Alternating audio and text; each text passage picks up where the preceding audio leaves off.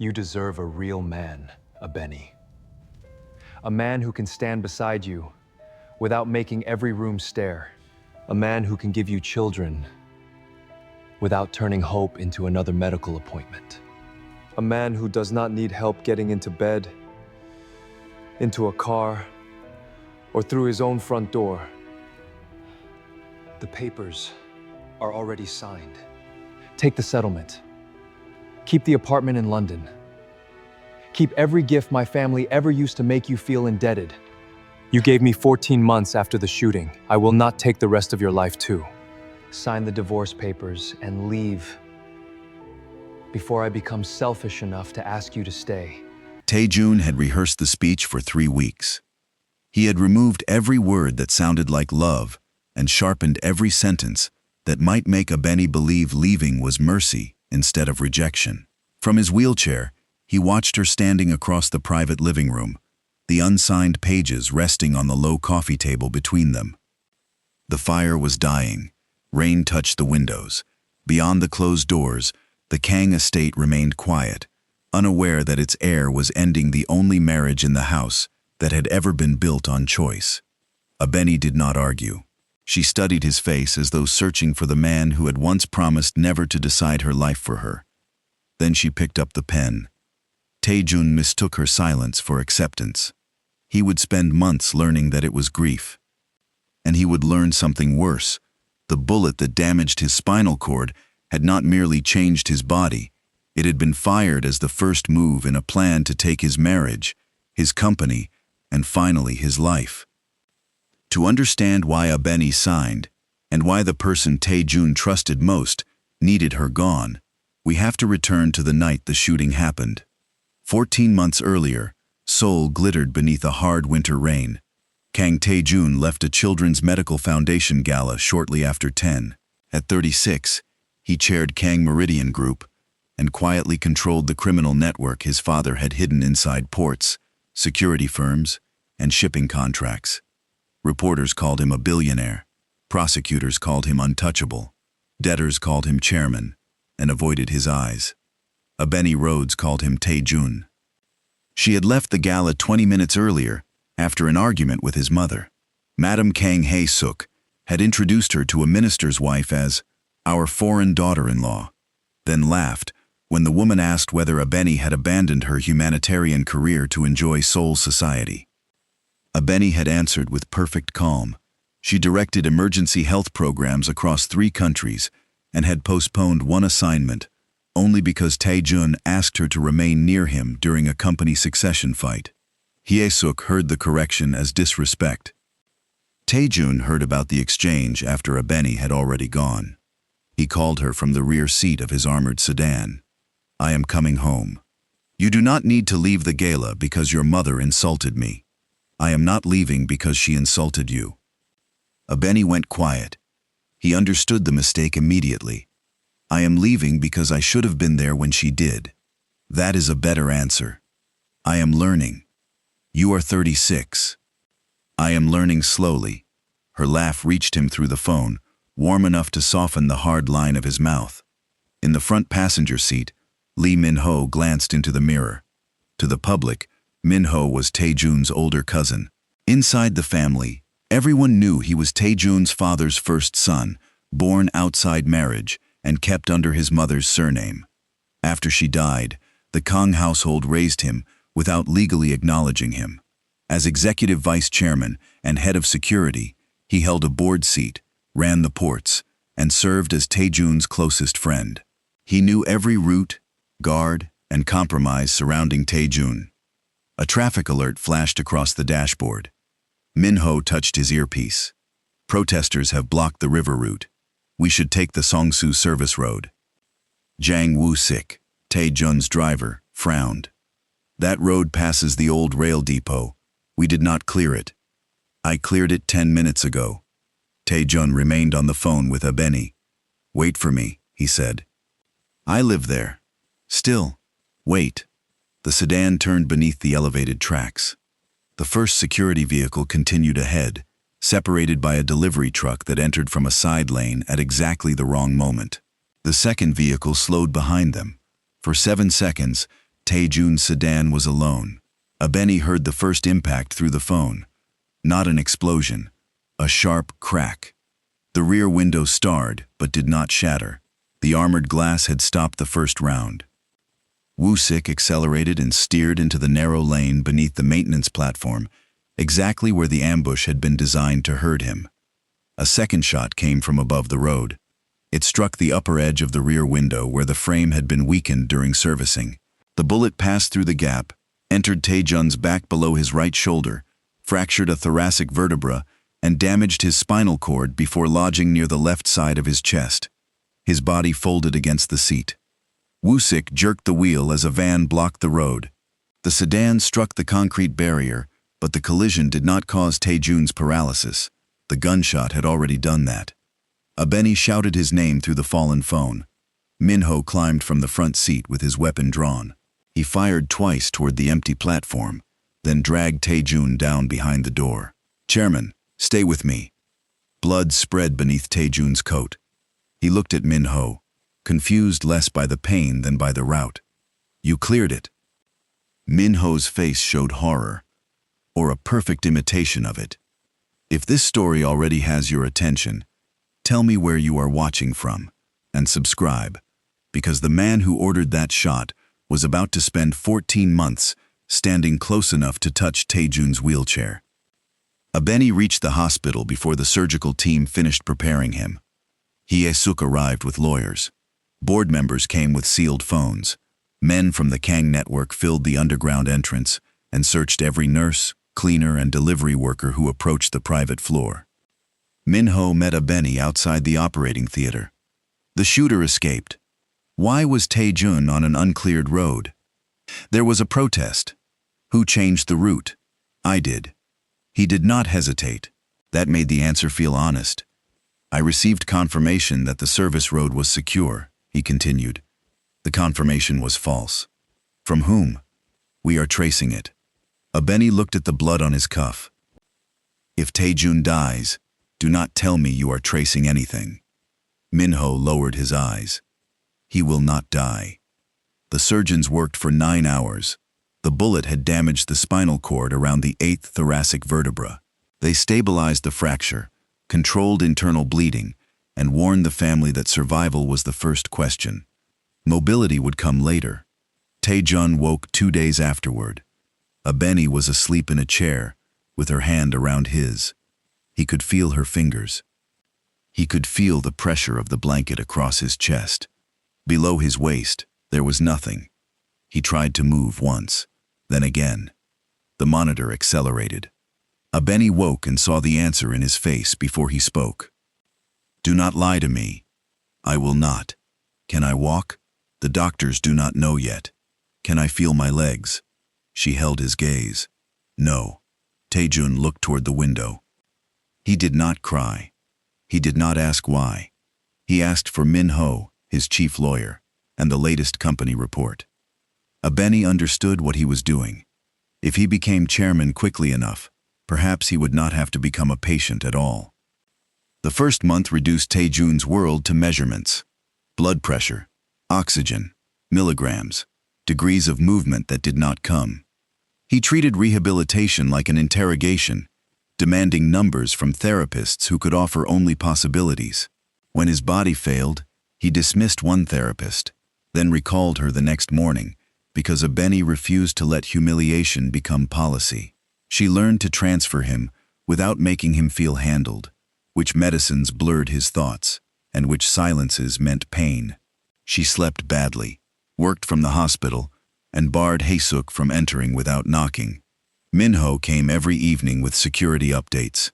The shooter's rifle was found in a drainage channel, with its serial number removed.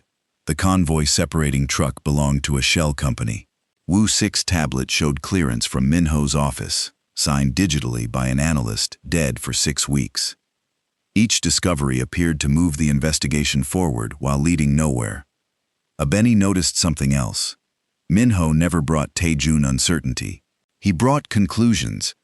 The shooter was probably a rival port syndicate. The route breach was probably an old system vulnerability. The dead analyst's credentials had probably been sold.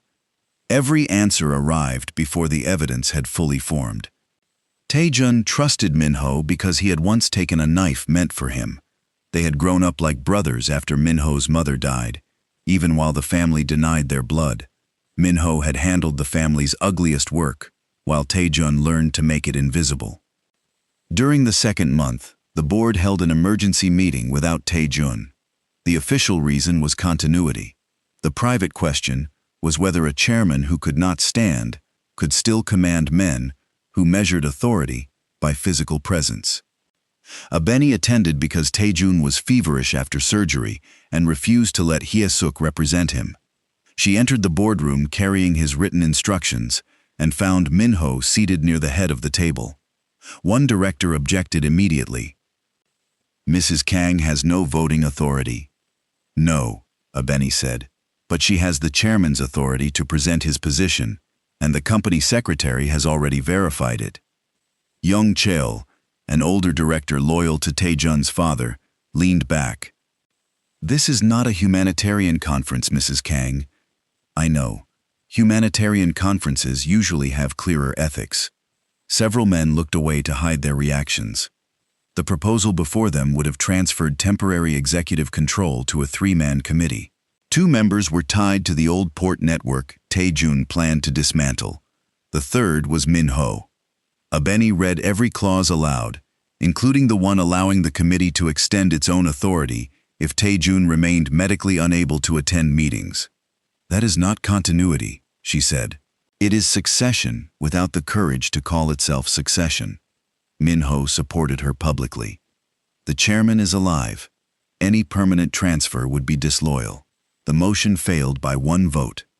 Outside the room, Minho caught up with her. "You were prepared. My husband was being removed from his company while fighting an infection. Preparation felt appropriate. You embarrassed men who do not forgive embarrassment. They should be grateful I only used words." He smiled. "I understand why Taejun chose you." Abeni heard admiration. She did not yet hear resentment. 3 days later, Minho met privately with Director Young Chol in an underground parking garage. "You said the committee would pass," the director hissed. "It would have if you had not underestimated her. She is one woman. She is the reason Taejun still has the chair, and you are the reason he may never rise from it." Minho's expression changed. He stepped close enough that Young Chale backed against a concrete column. "Never say that again." The director swallowed. Minho lowered his voice. "Abeni must leave by choice. Abeni must leave by choice. If she is harmed, Taejun becomes suspicious. If she stays, he remains stronger than the injury was meant to leave him." The words revealed the shape of his motive. Survival made Taejun more useful alive. Death would make him a legend. Minho wanted him diminished, publicly abandoned, and judged unfit by the family that treated its unacknowledged first son as useful but never rightful. By the 3rd month, Taejun had regained control of his upper body and could sit unsupported for short periods. His legs remained unresponsive. The lead rehabilitation specialist, Dr. Park Ji-won, told him the injury was incomplete in places. Some nerve signals survived. That did not guarantee walking, but it justified aggressive treatment and a second opinion abroad. Hyesuk requested a private family conference without Abeni. Taejun refused. "She is my wife. She is also exhausted," Hyesuk said. "You are asking her to spend the best years of her life waiting for a possibility." "I have asked her for nothing. That is the problem. She feels obligated." Abeni stood near the window. "Please stop discussing my mind as though I left it outside." Hyesuk turned to her. "Would you remain if he never walked again?" "Yes." The answer came so quickly that Taejun flinched. His mother saw it. That night she contacted Dr. Seo Guan, whose clinic depended on Kang contracts. She asked him to remove references to incomplete damage, emphasize the worst outcomes, and describe meaningful recovery as medically improbable. Dr. Seo knew what she wanted. Minho knew about the request because every private medical message passed through security encryption he controlled. He could have exposed her. Instead, he copied the altered report and began building the next stage of his plan around it. The 4th month brought Taejun home. The private living room became a rehabilitation space. Parallel bars stood near the windows, and a medical bed occupied one wall. The low coffee table returned each evening when Abeni tried to make the room feel like a marriage again. Taejun hated the changes. He hated the ramp, the stair lift, and the lowered voices of passing staff. He hated needing Abeni to reach his own books. Most of all, her effortless adjustments made his dependence feel permanent. One afternoon, he fell while transferring from the wheelchair to the therapy bench. Abeni moved toward him. "Do not." She stopped. His palms pressed against the floor. "Get everyone out." The therapist left. The nurse followed. Abeni remained. "I said everyone." "I heard you." "Then leave." "No." His voice sharpened. "I do not need you watching this. You think I am watching you fail. What else would you call it? I am watching my husband on the floor refusing the hand he would offer me without hesitation." He looked away. Abeni crouched, but did not touch him. "I will not lift you unless you ask. I will not pity you, but I will not pretend love means disappearing whenever you feel ashamed." After a long silence, Taejun held out his hand. She helped him sit. For one brief hour, honesty entered the room.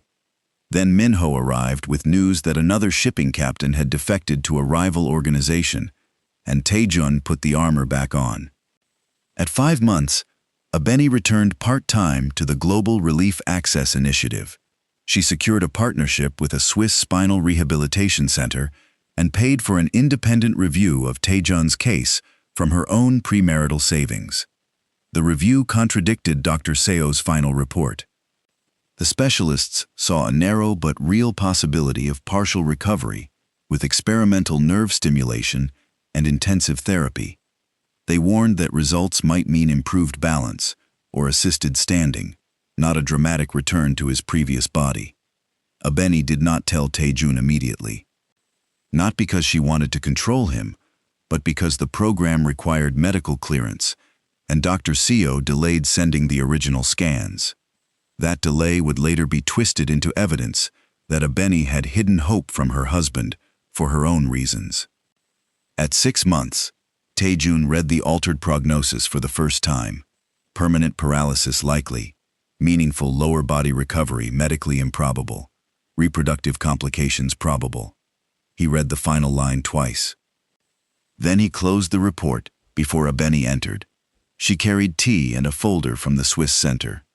"What is that?" "Another opinion." "I have an opinion." "You have one report." "I have a spinal cord injury." "And you have doctors who disagree about what remains possible." Taejun looked at the folder but did not take it. "What did it cost?" "That is not important. It is my treatment." "It came from my savings." His face hardened. "You paid strangers overseas to study whether I could become acceptable again." Abeni stared at him. "That is what you heard?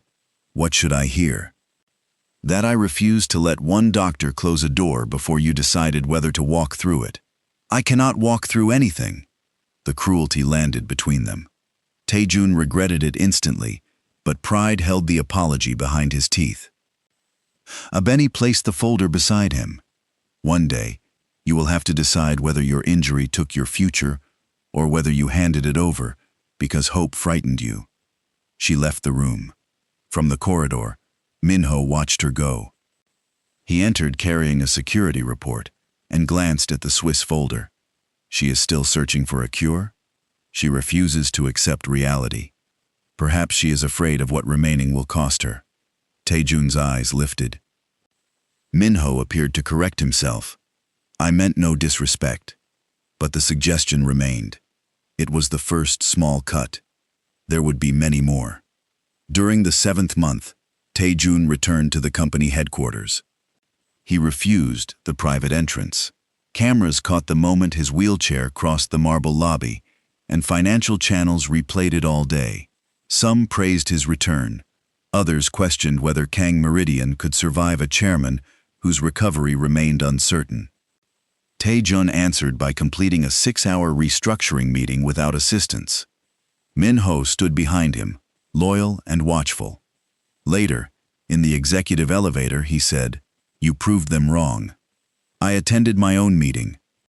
For men like Young Chel, your presence was the argument." Tae-jun looked at his reflection in the metal doors. "Then the company is weaker than I thought." Min-ho smiled faintly. "Or appearance matters more than you wanted to admit." That evening, a photographer sent Abeni images of Min-ho meeting Young Chul near the docks. He had been investigating corruption in the old port routes. Before Abeni obtained the originals, someone searched his apartment and removed his equipment. She told Tae-jun. He asked Min-ho directly. Min-ho produced security records showing the meeting had concerned a threatened dock worker. Young Chul confirmed the explanation. The story was plausible, clean, and impossible to disprove. Abeni expected Tae-jun to investigate quietly. Instead, he said, "Min-ho has protected me since we were boys. And that makes him incapable of lying? It makes an accusation require evidence. I brought you evidence. You brought me photographs without context." The sentence hurt because it was reasonable. Min-ho's plan depended on reasonable sentences. At 8 months, anonymous messages began reaching Abeni. One message showed the altered medical prognosis. Another contained Hae-suk's email calling Abeni an obstacle to a stable succession. A third proved Min-ho's security office had monitored Abeni's calls, movements, and meetings. The surveillance was real. Tae-jun had authorized it after the photographer's disappearance because he feared whoever targeted the man would target Abeni next. He had not told her. Min-ho removed the protective context and delivered the records as proof that Tae-jun considered his wife a threat. When Abeni confronted him, Tae-jun made the mistake Min-ho expected. "I ordered protection. You ordered men to follow me. The photographer vanished after contacting you, so you watched me instead of telling me. I was trying to identify the danger. You always turned secrecy into proof of love. I was keeping you alive.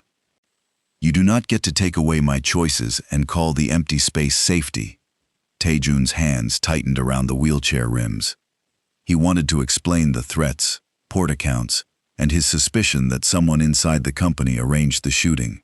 Yet he lacked solid proof, and naming Min-ho too early could make the conspirator disappear completely. "Give me time." Abeni laughed once, without humor. "That is what powerful men ask for when they have already used all of mine." She moved into the guest suite that night. Stay with this story if you have watched two people destroy trust while trying to prevent something worse. Min-ho had moved the betrayal inside their marriage, making every secret sound like Tae-jun's voice. In the 9th month, Dr. Park discovered that several pages were missing from Tae-jun's original hospital file.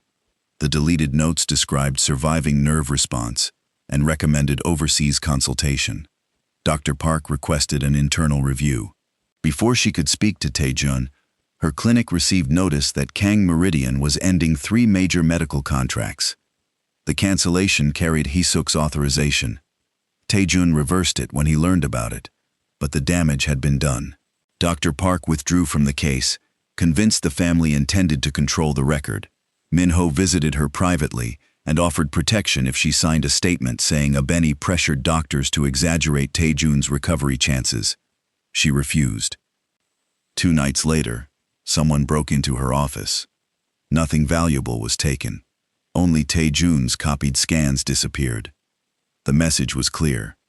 Dr. Park left Seoul temporarily and stopped answering Abeni's calls. By the 10th month, Young Chul's faction controlled enough board votes to challenge Tae-jun again. Min-ho advised him to announce a temporary successor. "Choose someone loyal before they choose someone hostile. Whom do you suggest?" Min-ho paused just long enough to appear reluctant. "Me." Tae-jun studied him. For the first time, something cold moved beneath the trust between them. "You have thought about this. Every security plan requires a second line. You are already executive vice chairman. I have run the ports, managed the old network, and kept directors from tearing this company apart while you rebuilt its public face. The bitterness escaped before Min-ho could contain it. Tae-jun heard it. You believe the chair should have been yours. I believe I earned more than a place behind it. Silence filled the office. Min-ho lowered his voice. But I did not come to compete with you. No, you came prepared to replace me. The exchange did not prove betrayal, but it gave Tae-jun his first reason to examine Min-ho rather than rely on him. He said nothing to Abeni. That silence cost him again. At 11 months, Abeni's organization received $2 million from a shell foundation tied to illegal shipping. The money was frozen untouched, but an anonymous source sent the transaction to the press. Headlines accused the black wife of a Mafia chairman of laundering money through humanitarian work. Abeni's board suspended her pending investigation. Tae-jun's lawyers offered to suppress the story. She refused. I will clear my name publicly. You do not understand what these reporters will do. I understand exactly. I have spent 3 years being described by people who never asked me a question. Let me control the response. That is how we arrived here. Min-ho visited Abeni after Tae-jun left. He brought records showing the Shell Foundation had once handled payments for one of Tae-jun's private security operations. The records were genuine, but the donation had been arranged by Min-ho. He knew this account was dangerous, Min-ho said. He should have warned you. Why are you showing me this? Because he will protect the company before he protects you. He nearly died trying to dismantle those roots. Did he tell you that? Abeni became still. Min-ho had said too much. Tae-jun had told only 3 people that the restructuring targeted the old roots: Abeni, Min-ho, and Hye-suk. Min-ho saw the change in her face and corrected course. Everyone near the board understands his intentions. Of course. She let him believe the answer satisfied her. After he left, she wrote down every detail of the conversation. For the first time, Abeni and Tae-jun were suspicious of the same man. They were simply too wounded to admit it to each other. At 12 months, Tae-jun began investigating without using family security. He hired Han Seong-won, a former military investigator and former prosecutor who now ran an independent investigations firm. Han had left government after refusing a bribe from a Kang subsidiary. He did not trust Tae-jun, which made him useful. They reconstructed the ambush from traffic cameras outside Min-ho's control. The delivery truck used a Kang security gate code. Min-ho's deputy had signed out the maintenance platform key. Most importantly, Tae-jun's armored window had been serviced 4 days before the attack, when someone replaced part of its frame with weaker material. The technician who performed the work, Choi Dae-hyun, had disappeared. Tae-jun did not confront Min-ho. He created 3 false reports. Hye-suk received a file claiming Choi had been located in Incheon. Young-chol received one placing him in Busan. Min-ho received one saying Choi would enter Seoul through Gimpo Airport on Friday night. Only the Gimpo location was watched by armed men. Han photographed them. One carried a Kang security weapon registered to Min-ho's private unit. The discovery should have ended the uncertainty. Instead, Min-ho struck first. He released edited recordings of Abeni arguing with Tae-jun about the Swiss treatment, then added documents suggesting she had purchased the weakened window component through a medical transport contractor. The link was false, but sophisticated. Police searched Abeni's office. Reporters surrounded her building. Authorities placed her under a temporary travel restriction while investigators reviewed the foundation donation and the component purchase. Tae-jun appeared beside her at the courthouse in his wheelchair, in full view of every camera. "My wife did not arrange the attack," he said. A reporter shouted, "Then who did?" Tae-jun looked directly toward the lens. "Someone who believed my injury would make me easier to replace." Min-ho watched the broadcast from Tae-jun's office. For the first time, his calm broke. The board responded by suspending Tae-jun's executive authority until the investigation ended. Young-chol became acting chairman. Min-ho retained control of security. The trap had nearly worked. Abeni was publicly accused. Taejun had lost the company. Choi remained missing. The evidence against Min-ho was circumstantial, and every official system they needed was now controlled by him. That night, Abeni entered the private living room for the first time in weeks. Taejun sat near the cold fireplace. "I know you were investigating him," she said. "I should have told you." "Yes. I thought information would place you in danger. Silence placed me there first." He accepted the words. Abeni placed her notes from Min-ho's visit on the coffee table. "He knew you were dismantling the roots. He also knew the medical report had been altered before I did." Taejun read the page. "He controls the encryption used for my medical correspondence. And he encouraged your mother to believe divorce would protect the family." Taejun looked toward the hallway. Abeni followed his gaze. "How much does she know?" "Enough to have helped him without understanding the whole plan." "And the shooting?" "I believe Min-ho ordered it." "Believe?" "The gun, the road, the weakened window, the men at Gimpo. We have pieces. We still need the person who connected them." "What about Choi?" Taejun's expression changed. Min-ho's men were not waiting to follow him. They were waiting to kill him. Abeni sat across from him. "Then we find Choi before they do." Taejun's first instinct was to refuse. He stopped himself. "What do you need from me?" It was the first time since the shooting that he asked instead of decided.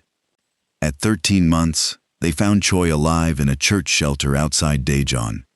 He had changed his name and lived with a damaged shoulder after escaping an earlier attempt on his life. Han brought him to a secure apartment, where Choi explained the entire service operation. Min-ho had ordered the weakened frame. He had provided the route. He had paid the shooter through a port account. But Choi had never seen Min-ho sign anything. Instructions came through Min-ho's deputy, who had died in an apparent boating accident. Choi possessed one surviving item, an audio message in which Min-ho ordered him to prepare the rear frame for the second round. The words proved knowledge of the shooting method, but Min-ho's lawyers could argue they referred to a security test. They needed more. Abeni proposed using Choi as bait. Taejun refused before she finished. "No." Her face closed. He breathed slowly. "That was fear speaking. Continue." They created a message claiming Choi had preserved the shooter's payment ledger and would exchange it for immunity. After submitting their evidence to an official police unit, Han arranged a controlled meeting at an abandoned customs records building. Detectives watched from outside. Min-ho did not come. His deputy's replacement arrived, found the room empty, and set fire to the files. The man was arrested, but he carried no orders and refused to speak. Min-ho had anticipated the trap. Worse, while Taejun and Han focused on the customs building, Min-ho entered the Kang estate with Hee-suk's authorization and removed the original medical server. Hours later, Han intercepted an order to abduct Abeni before the next board vote. Without consulting her, Taejun booked a guarded flight to London, transferred her files to a secure office, and told Han to escort her from work. Abeni returned to the estate instead. "My suitcase is in a car outside," she said. "My London office has been told I am arriving tomorrow. Did you arrange that?" "It is temporary. You promised to ask. I will not gamble with your life." "Then nothing has changed. You finally believe me, but you still believe loving me gives you the right to decide where I live. The threat is real. So is my right to face it with you." Taejun knew she was right. Fear answered first. "The plane leaves in 2 hours." Abeni looked at him as though the last 14 months had settled into one sentence. "Then you have learned who betrayed you, but not why he was able to use you." After she walked away, Taejun found divorce papers in his study. Min-ho had left them beside a note written by Hee-suk. "End this before she destroys what remains of you." Min-ho had failed to eliminate Choi, but he had reminded Taejun of every fear the injury had created. Taejun turned that fear into the speech he delivered 3 weeks later. The story returned to the low coffee table, the dying fire, and Abeni holding the pen. She signed because the secret flight proved that belief was not change. She could no longer survive being loved as a danger Tae-jun needed to manage. She left her ring on the papers, took one suitcase, and departed before midnight. Tae-jun did not stop her.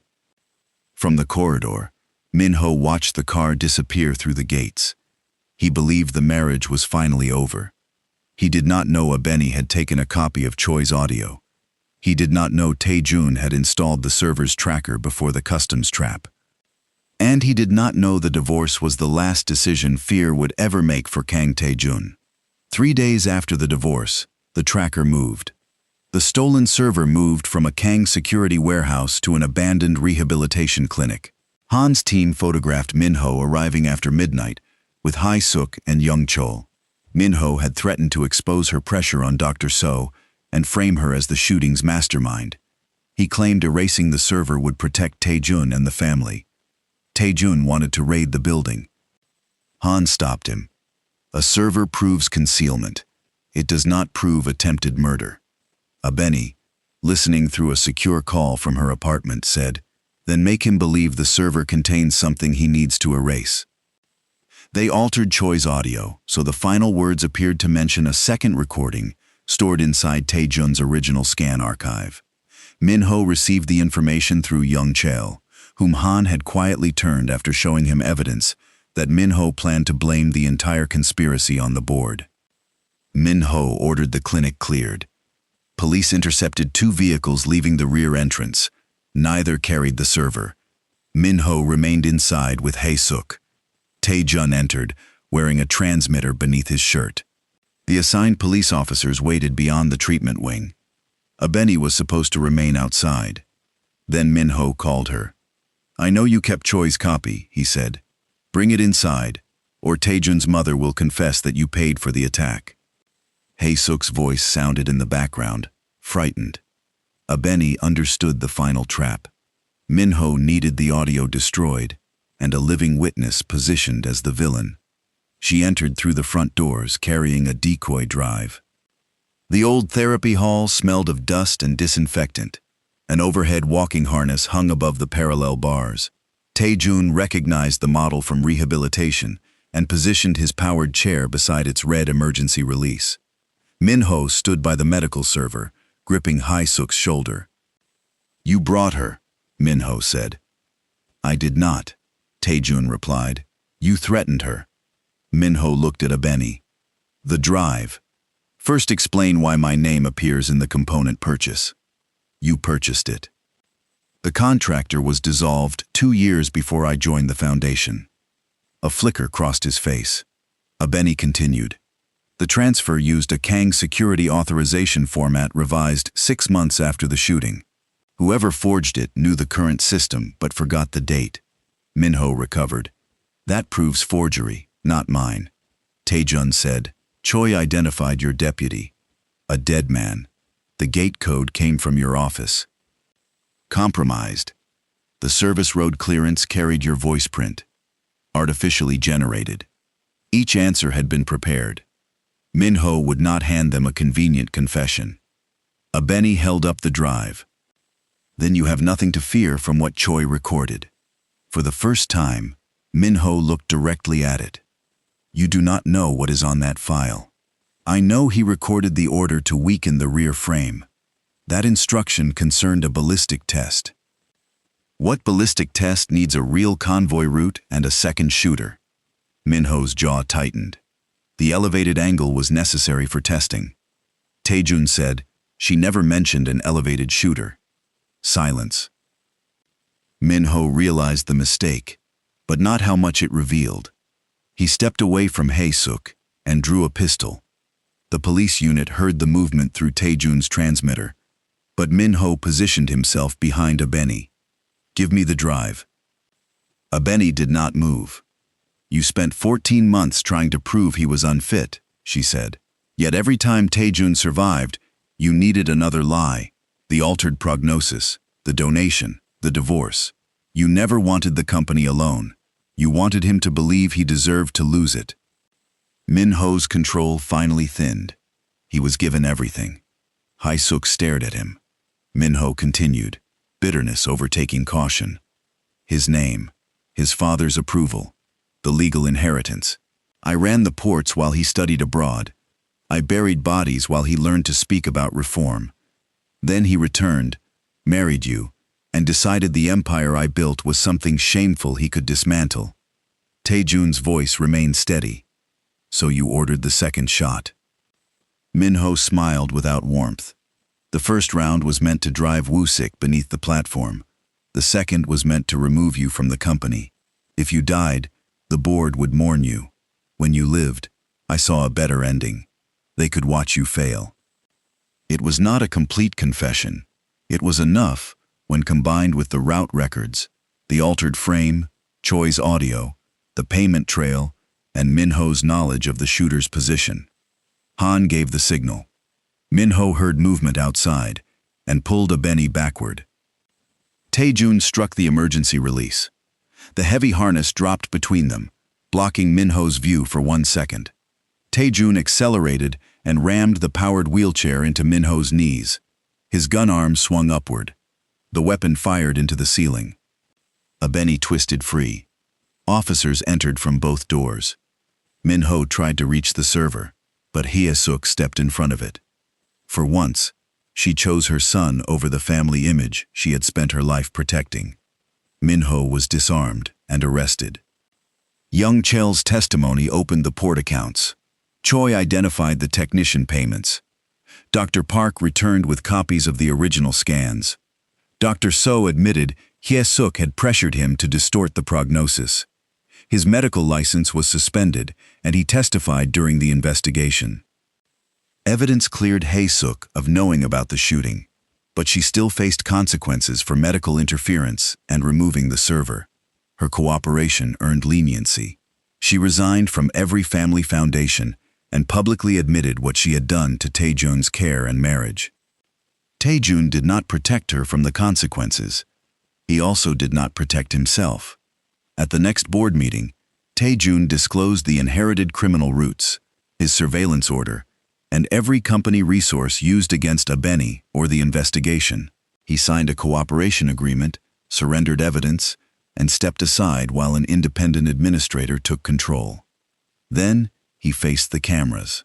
Abeni Rhodes did not cause my injury, exploit me, or steal from this company. She defended me when I stopped defending myself. I repaid her by making decisions about her life without consent. Min-ho used my fear, but the harm remains mine. Abeni watched from her apartment. He did not ask her to return. That mattered. 6 months passed. Min-ho awaited trial for attempted murder, conspiracy, financial crimes, and obstruction. An independent inquiry found that Tae-jun inherited illegal divisions and authorized wrongful surveillance, but did not direct Min-ho's recent crimes. After accepting fines, oversight, and personal liability, shareholders returned him to the chair. He ordered an accessibility review of every office, admitting the company had treated disability as weakness. He began the Swiss program Abeni had funded. Progress came slowly. Sensation returned unevenly. With braces and support, he learned to stand for short periods. Some days he managed several careful steps. Other days his legs refused him completely. He stopped treating either result as a verdict on his manhood. Abeni rebuilt her work after the false investigation ended. Her organization cleared her publicly, and she accepted a position leading an international access program based between Seoul and London. During those months, Tae-jun wrote once each month. The letters contained no gifts, no promises, and no request for forgiveness.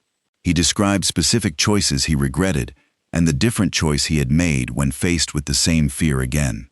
Abeni answered the 7th letter. Their correspondence continued carefully, without pretending that words had repaired everything. Another 6 months passed.